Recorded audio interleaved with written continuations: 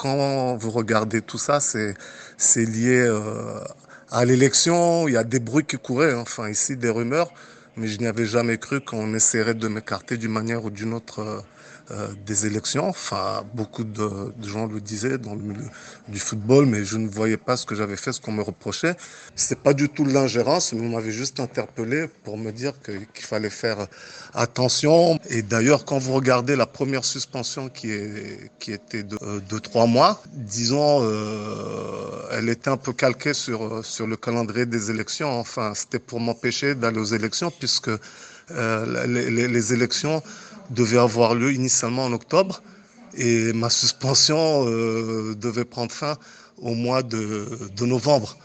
Et quand la FIFA a demandé d'adopter de nouveaux textes et de repousser l'élection au mois de décembre, j'ai été sanctionné 4 ans. Enfin, on m'appelle un vendredi après-midi au téléphone, alors que la fédération, enfin son siège, c'est à la capitale, j'y habite, enfin pas très loin. Je n'ai pas donné suite à l'entretien parce que je pense pas que ce soit une manière enfin que ce soit la procédure appropriée pour prendre des décisions. Effectivement, lundi, la sanction tombe et j'ai donc écrit à ces personnes de la FIFA, de la CAF pour leur dire que vous voyez comment ça se passe, quoi. Ce il faut noter, moi, je suis en train j'étais en train de terminer là. Enfin, il restait 1 année et demie, le mandat de l'ancien président turc. Donc, j'étais membre du comité exécutif, j'ai été élu. Et tout le monde sait combien on a et comment c'est utilisé. Ce sont des choses qu'on essaye de mettre en place pour qu'il y ait de la transparence. Mais bien sûr, il y avait de mauvaises habitudes, de mauvaises pratiques, et c'est toujours comme ça. Enfin, quand on essaie d'initier des changements, de mettre de nouvelles choses en place, c'est toujours difficile. Vous avez des gens qui sont réticents, et je pense qu'il y aura des enquêtes de la FIFA, j'en suis convaincu dans ce sens. Il y a eu des financements de plusieurs infrastructures ici au Comores sur les 3 îles. Les entreprises censées réaliser ces infrastructures ont été payées, mais ces infrastructures-là n'ont jamais vu le jour. Peut-être ma manière de faire dérange, parce que c'est un peu comme si j'étais venu dire que voilà, qu'on a toujours eu de l'argent, mais qu'auparavant, il était mal utilisé. Pour la première fois, j'ai subventionné ces équipes-là. Pour la première fois, j'ai donné une prime au champion des Comores, à celui qui a gagné la Coupe des Comores. Donc, ce sont peut-être des petites choses, mais c'est normal que euh, les acteurs du football comorien me soutiennent.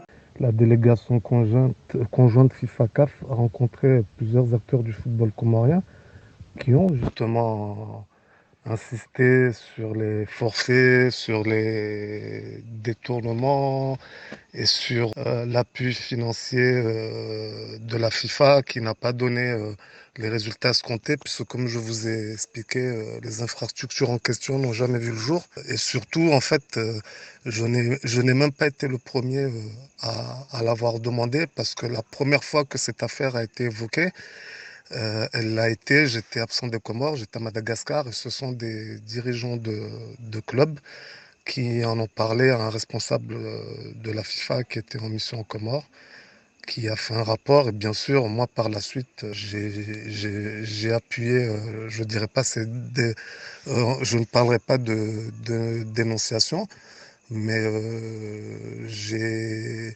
appuyé ce qui a été dit par les 10 dirigeants pour que la lumière soit faite, quoi, parce que on est en droit, et surtout les bénéficiaires sont en droit de savoir ce qui a été fait de cet argent. Et je suis convaincu que la FIFA n'aura de choix que de diligenter des investigations, des enquêtes, parce que il y a pas longtemps, lors du séjour de la délégation conjointe FIFA-CAF, ces affaires-là ont été évoquées par beaucoup d'acteurs du football comorien. Et je pense que, à l'instar de ce qui s'est passé au Nigeria, je crois qu'il y aura une suite à cette affaire. Ça vaut le coup ça vaut le coup, peut-être que on n'a pas le choix non plus d'aller au TAS dans de telles circonstances parce que voilà, ça veut dire que si par exemple vous n'avez pas les moyens financiers de vous dépendre, ça peut poser problème, hein. Vous avez beau avoir raison et puis surtout sur des coups montés comme celui-là.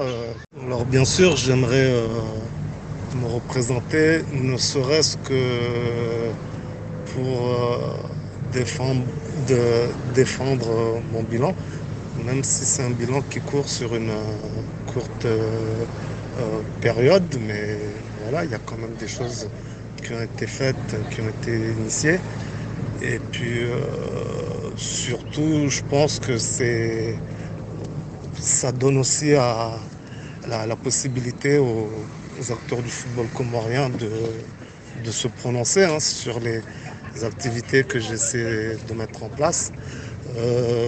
Comme je le disais tantôt, de me renouveler leur confiance ou de me sanctionner, parce que c'est ce qui doit être la règle, mais pas qu'on écarte de manière, je dirais, fallacieuse et vicieuse, de potentiels candidats aux élections. Nous sommes tous des Comoriens, nous aimons le football, et, mais dans tout ça, c'est aux acteurs du football comorien de nous juger, de, de nous évaluer. Et moi, c'est tout ce que je demande. Malgré toutes ces péripéties, il y a un aspect positif, hein, dans tout ça.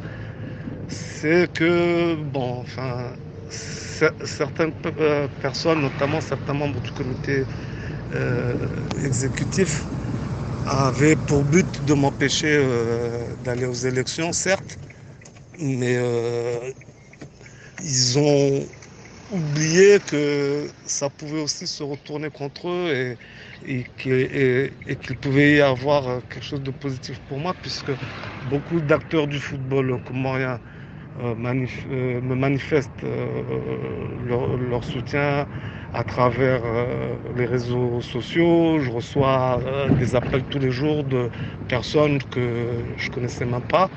Et donc je pense que voilà, ça c'est important. Je considère ça comme un signe de reconnaissance, hein, enfin quelque part.